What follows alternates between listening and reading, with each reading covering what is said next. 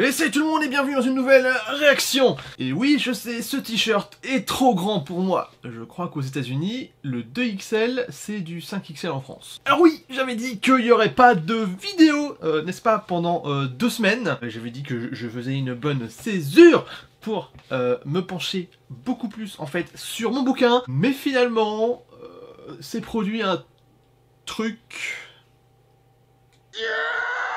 Voilà. Donc je me suis dit, ouh, merde, je suis coincé. Ouh, voilà, et bon, on fait une réaction dessus. Putain, couille. Surprise, motherfucker.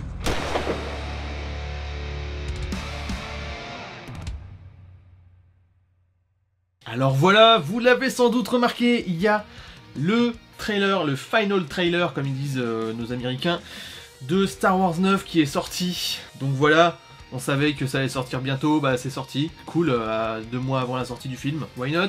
C'est du teasing un petit peu particulier, mais je crois qu'ils avaient fait exactement la même chose pour les deux précédents films. Ou en tout cas, je suis sûr et certain pour le 8, le 7 peut-être un peu moins, parce que vu que c'était le retour d'une trilogie, du point d'orgue, d'un premier film d'une nouvelle trilogie, à mon avis, ils avaient un petit peu décidé ça autrement au niveau marketing. Mais le 8, je suis carrément certain que ça s'est passé exactement de la même façon. Vous connaissez mon avis personnel sur la saga, vous connaissez aussi le fait que la critique que j'avais fait sur Star Wars 8 est relativement caduque, étant donné que j'ai changé d'avis du tout au niveau de ce film. Ça arrivera peut-être avec d'autres films dans le futur. Qui sait? C'est pas que je sais à quoi m'attendre, et c'est aussi que je m'attends pas à grand chose, parce que honnêtement, qu'est-ce que tu veux qu'il se passe dedans, franchement. Sinon, j'ai vu qu'ils avaient retapé la balance du D23, où maintenant en gros, vu que il n'y a plus la surprise du fait qu'il n'y ait Palpatine dedans, ils ont vraiment mis la voix du doubleur de Palpatine en français, et ils ont enlevé son rire à la fin. Comment perdre tout l'intérêt de la bande-annonce au final pour recréer un truc, enfin bref. C'est pas grave. Donc voilà, je pense qu'on va s'y mettre parce que ça commence à être relativement long. Sinon, petite interlude technique. Comme vous le voyez là, pour l'instant, je suis avec ma caméra. On va dire la caméra pas trop mal. La caméra top mais moyen. Et normalement, je reste avec en fait ma webcam normalement quand je fais mes réactions. Donc ce qui se passe, c'est que quand la réaction même pendant la vidéo, ce sera avec ma webcam. Mais sinon, tout le passage de l'intro, de l'outro et qui fait aussi office d'analyse, et bah ce sera fait avec cette caméra là, parce que honnêtement c'est bien plus agréable de monter, n'est-ce pas, une vidéo pas trop dégueulasse. Oui. Donc voilà, on est parti, on se retrouve dans 3, 2, 1... Waouh, Lucasfilm, waouh. Bah on est dans Jurassic Park ou dans Star Wars. Oh, trop fort. Oh mes oreilles. Donc, elle va avoir un entraînement. D'accord. Oh, Boyega, te voilà de retour. Tu vas peut-être servir à quelque chose, ce coup-ci.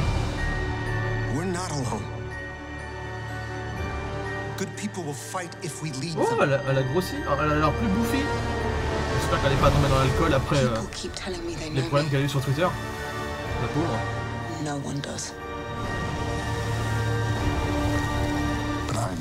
Ça va la Normandie et le débarquement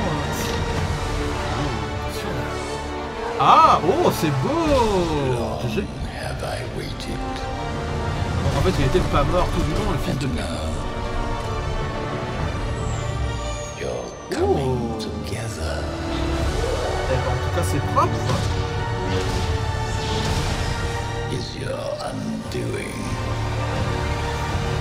Ça ressemble à l'espèce de pod qu'ils avaient dans la bataille dans Star Wars 8. Taking one last look, sir, at my friends.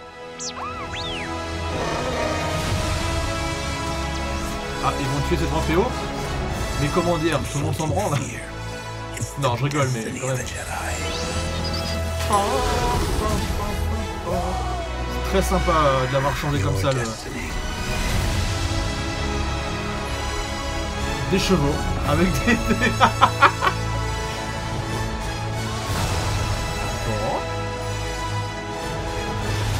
Wow. Ah d'accord, ouais. Putain c'est propre, hein. Ah bah là évidemment. Forever. Always. Non, always. C'est une faute d'anglais d'ailleurs, hein. Mais bon, c'est pas grave.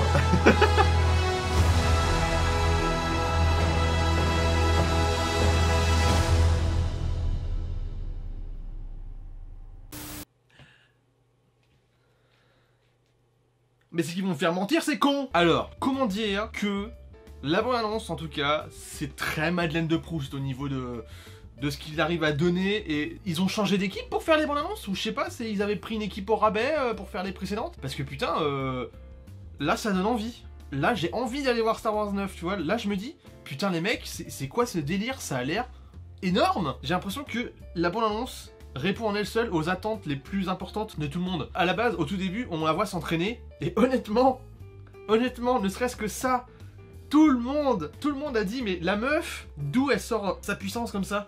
C'est une putain de Marissou. La meuf sait tout faire. Là, enfin, on va la voir ce putain d'entraîner, quoi. Mais c'est l'épisode 9. Honnêtement, peut-être que c'est aussi qu'ils ont voulu faire comme la trilogie originale, mais pas faire pareil. Ils se sont dit, sinon ça va être un petit peu trop obvious les gars, donc ils ont essayé d'être un peu plus subtil.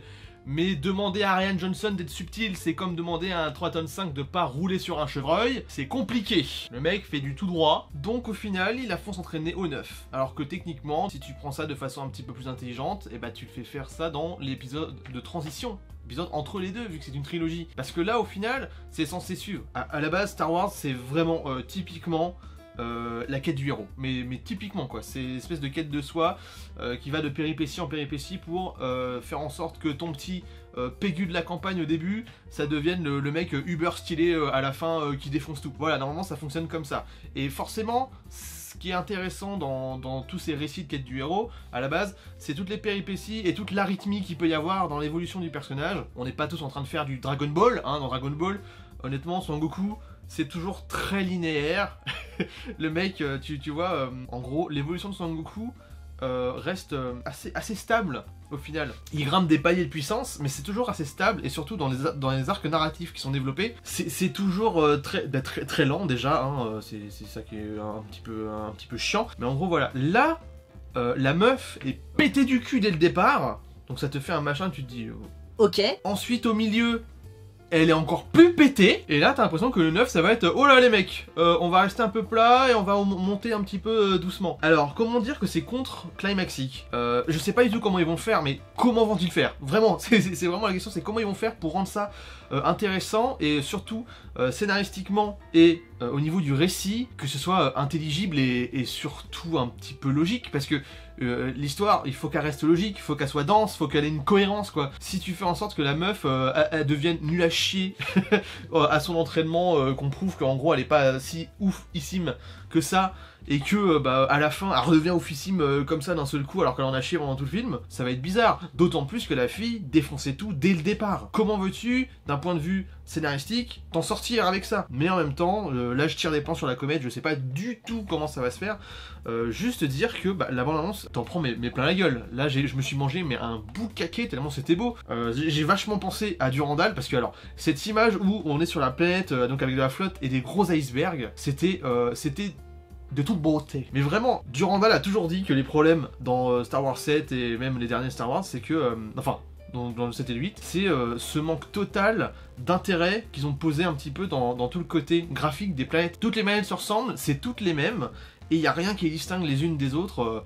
Enfin voilà quoi, c'était vraiment très pauvre au niveau imagination et tout ça. Là on va manger, ne serait-ce que sur cette image là, c'était incroyable, on sait pas où est le haut, on sait pas où est le bas, l'eau elle est placide, le reflet il est absolument clair et tout ça, c'était voilà, c'était intelligent, c'était ça qu'il fallait faire en fait depuis le départ, parce que Jakku et Tatooine c'est quasiment la même chose, hein. Désolé mais...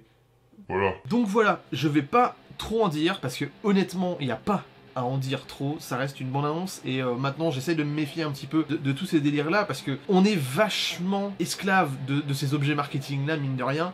Donc c'est pour ça que maintenant les reaction shots seront, à mon avis, sauf s'il y a des grosses sorties et des trucs vraiment impressionnants, ou des trucs qu'il faut vraiment qu'on en discute quoi, ce sera avant tout basé sur la musique, parce que les bandes-annonces, c'est un format excessivement bâtard, et c'est calibré marketingment parlant, c'est fait pour nous en mettre plein la gueule, pour qu'on se pose des questions, qu'on élabore des théories, et bref, là, je fonctionne totalement à la hype. Et ils le savaient très bien quand ils ont fait leur bande-annonce. Limite à croire qu'ils ont bâclé le 7 et le 8 pour te faire un 9 exceptionnel. Mais ça c'est l'idée qu'ils essayent de nous implémenter dans nos petites têtes de cul.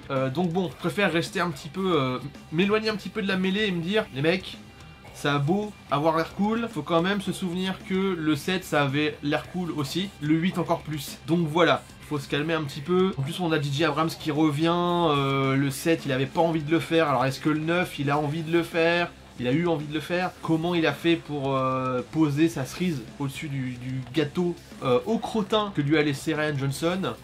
C'est super compliqué. Honnêtement, c'est du hasard puissance 1000 là. Maintenant j'ai envie d'y aller. Avant j'y serais allé, hein, mais j'y serais allé à reculons. Là maintenant j'ai vraiment envie d'y aller. Voir le film, donc bon, j'irai et vous aurez vraisemblablement une critique très rapidement. J'essaierai de faire en sorte de...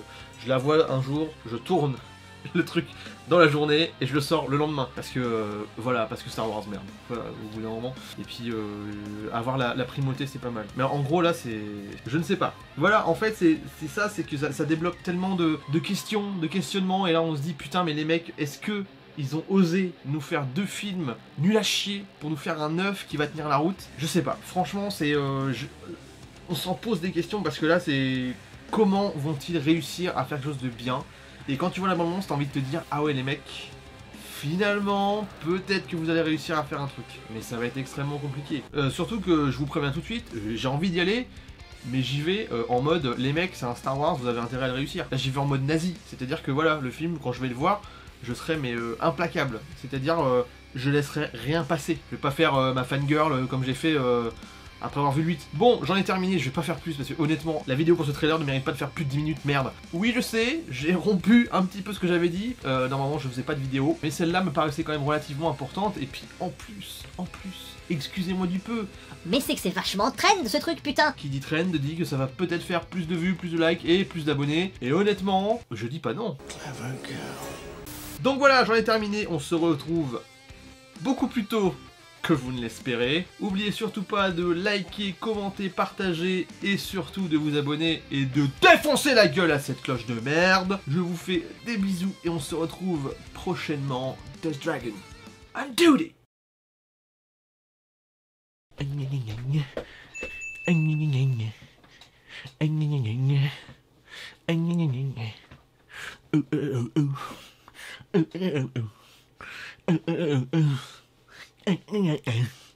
Voilà.